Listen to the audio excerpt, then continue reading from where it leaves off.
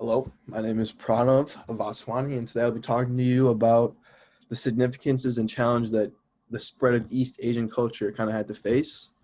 over time and in history. So, to start off, the thesis or slash main topic,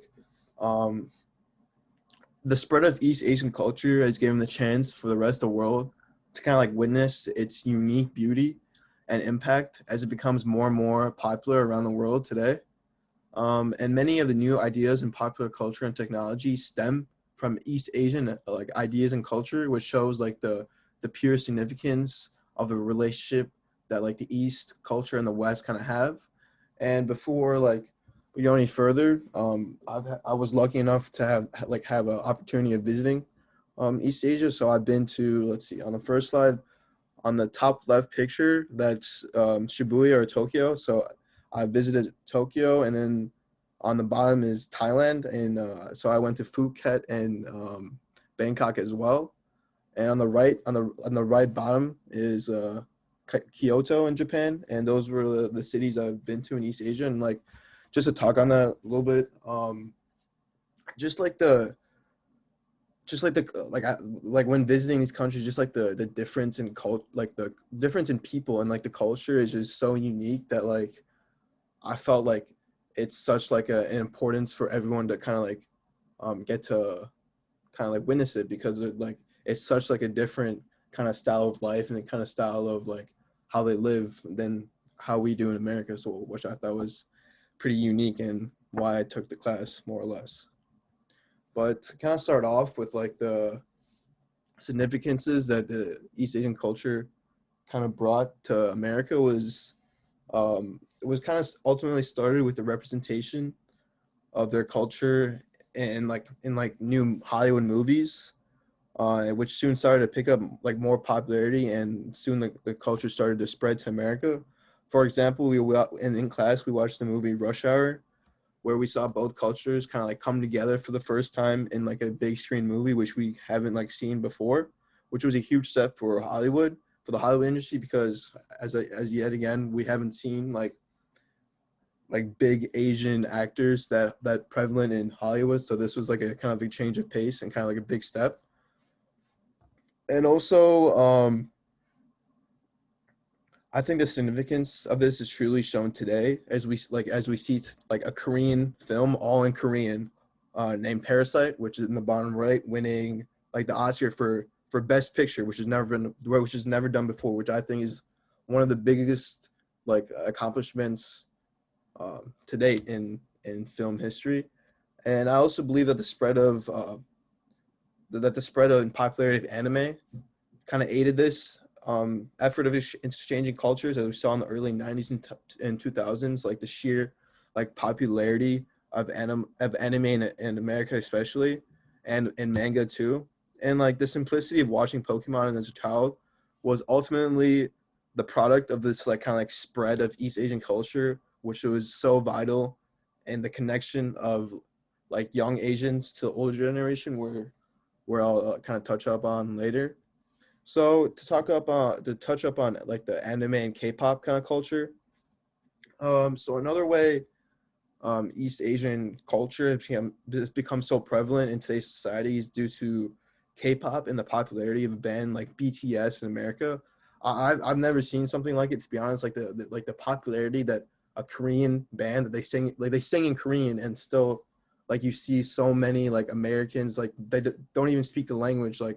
buy tickets and buy their like merchandise and listen to their songs, which I thought was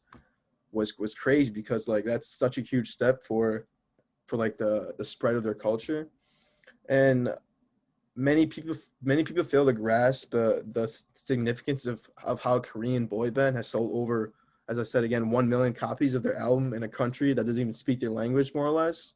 And I kind of thought that this is mainly due to like a different culture of music, as a band like BTS kind of focuses on mainly on like their video production and like in their music videos, where like you don't really see that in America. And they also focus on like their fan meetups, which is something we Americans have witnessed with other like music artists over time, which is a big change of pace, which I thought is kind of like the main reasons why they're so popular in America today. But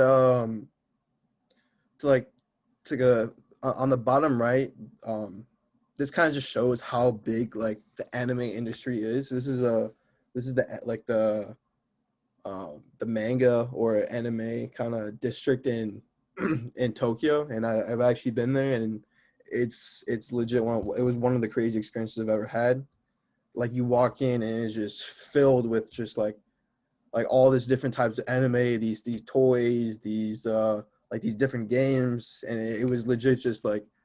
it was crazy to see like how big truly like this industry like really is. And like yet again, I kind of touch up on like how Pokemon in America was like that first big step of spreading that culture into America, and not just keep it in like East Asia. So to kind of end it all, the spread of East Asian culture realistically stems down to the popularity of anime and K-pop, and without the two, I highly doubt that we get to experience like this East Asian culture like we can today in America. So food is one of the other things that we didn't really touch up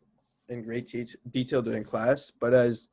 East Asian culture has become more worldwide, we now have seen like so many more Asian restaurants than ever before, including like the likes of Korean barbecue, sushi places, Chinese restaurant, and like um, but yet again, many people fail to grasp like the importance that food has on a culture, as it is like hugely vital to the society's everyday life. The significance this brings to like to me specifically is mainly like the fact that like East Asian culture will always prosper and spread over time as new generations will get to experience like the same new culture ideas and food that the others did in the past, which is so important in my opinion. And in my opinion, food is a great tool in connecting two different cultures or people, and it gives everyone the opportunity to experience and try different cultural dishes that they might not have tried before, like sushi and Korean barbecue, as many people I assume haven't tried those two before, as but it's such like a big thing in America now that like if you don't try it, like you're missing out. So as we see more and more new Asian restaurants and boba places kind of opening up, we get to experience firsthand like the spread of East Asian culture globally, which to me is a crazy thing to witness firsthand. And then to touch up on like the bridge between like the old slash new, um, so before like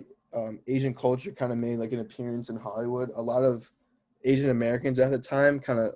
like felt like a sense of like their identity was missing because they weren't really like their culture wasn't really shown to on the big screen to or like to anyone, and it wasn't really talked about like how American culture was at the time. So like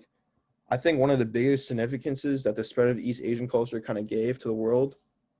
was the sense of togetherness it brought toward the older Asian generation that have been living for a long time, and the new that have just been brought up in America. As in the past, a sense of identity was missing for the new Asian generation, especially the Asian American generation who grew up without their culture really really represented in modern pop culture, which is a big disadvantage to spreading a culture. And thus, when East Asian culture began to spread in Hollywood, it kind of picked up more and more, and it especially gave these younger Asians like a sense of nationalism in a way in their culture, as they like now firsthand saw their culture on the big screen and being like the talking point in the country, and not just hearing about it when they went back to Asia. The problem of the missing identity problem with the young Asian Americans was soon solved as the introduction of many new ideas spread to America, as I kind of previously touched up on before with my thesis, with the likes of anime, K-pop, like all the food and much more. So to touch upon like the challenges, um, to kind of wrap it up, we see just recently we saw just how racist our society can be to East Asians in a sense, as as I've witnessed, and I saw many Chinese people, for example, getting like harassed and kind of like verbally abused for their because like Americans kind of like they kind of thought like they were like the reason that coronavirus came to America, and like and like it became pretty ugly because many Americans started to call out Chinese people, and it just kind of shows you how like back in the day, the racism with the concentration camps, it hasn't gone away, as we see even today. Racism still appearing, which is a crazy idea that we still have to talk about. But when talking about the spread of East Asian culture, there are a couple challenges that come to mind, mainly including racism and other racial stereotypes that made it even harder for the culture to spread globally. Racism towards Eastern Asians has been prevalent all the way since the 1800s, when the Chinese came to California in hopes of gold, to the 1940s, as I said, when we saw many young Japanese being sent to concentration camps due to the distrust that Americans had at the time with them. So I just want to imagine, like, how are you supposed to grow your culture when like the, when you can't even, when you don't even have the trust from your own people. These Asian Americans were sent to concentration camps when they're one of their, like, their own, like this is, I thought this was kind of like a crazy topic, because how are you supposed to grow your culture when your own, like, people can't even trust you, which is kind of like the main reason I was kind of touch up on. But even today, many people I know who are Asian immigrants or Asian Americans have witnessed like some sort of racism towards them at some time in their life. Personally, I think one of the biggest challenges the spread of East Asian culture faced was like the resistance that was brought with the Americans who were born here, as many of them faced like harsh verbal abuse at the time, because even today it's still a big topic, but like Americans, like a lot of Americans who were born here and brought up here have like the sense of nationalism in their country, and like when they lose jobs to other cultures and other people that like they haven't seen a lot in their life, it kind of brings up like a lot of like problems with racism, as a lot of conservative Americans in today's society kind of blame Asians for taking over a lot of their jobs, and like especially moving their production to places like China, where where kids and people can work for a cheaper price, which they blame them for that. I met like kind of touching up on it again. Like, imagine having a country that completely distrusted a specific race and forced them into prison camps, as they thought they were like a threat to their own country. And like, to kind of bring it all together, racism and racist stereotypes will never stop, and this is why we must keep on spreading every culture, but especially this one, it has brought so much happiness to many people around the world that we never expected to happen. And to touch up on the like how this problem is kind of being helped today, like how Hollywood has helped. On the bottom right, we see the movie called, like, a picture of a movie called Crazy Rich Asians, which in my opinion really was significant in this kind of um, like stereotypes as racism problem, as we saw like firsthand, like a movie of full basically a full Eastern Asians like having the chance to make their name in a big Hollywood um, movie, which is a huge step to having kind of like the balance of racism, as you can kind of say, I guess. But I just wanted to say at the end, like, I wanted to say thank you to I just want to say thank you to both of you for this amazing class, as I've always been a big fan of like East Asian culture, and like I felt like you guys did a great job in kind of like spreading it and kind of giving us new ideas about the culture, like firsthand, as